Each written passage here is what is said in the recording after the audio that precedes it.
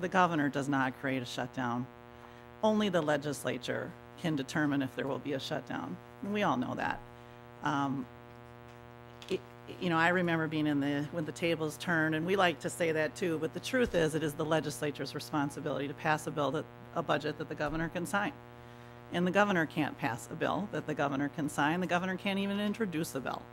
And it is the majority's obligation to pass a bill that gets signed. And having had Governor Plenty sign 6 of my tax bills, I know it's not fun. It's not pleasant. I didn't get a lot of the stuff I wanted, and I sure didn't like caving. But I will tell you that to now sort of reframe what's happening in June as, the governor's bringing us to a shutdown, the governor's forcing this, that's just, come on. Before the end of May, in the 4 years I was in the majority, and I've mostly been in the minority, as you know, Mr. Speaker. I've served 8 years under Speaker Swigum, 4 years under Speaker Kelleher, and now under you, Mr. Speaker. And so I'm used to the minority. That's where I've spent most of my time.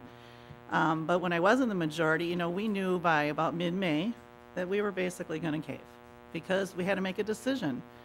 And I was lucky enough to be in leadership at that time. We had to make a decision what's best for Minnesota. Cut a deal and be done on time, or keep standing in our positions. And I heard a lot from the far left as a centrist moderate that I was too willing to cave, and I took a lot of grief for that.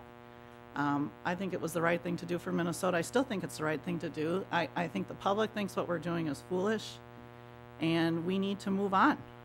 We have now missed the duty by May 23rd. We're not in special session. We are on the brink, and it is a brink because this is brinksmanship. That's what's happening. We're on the brink of a shutdown, which will help no one.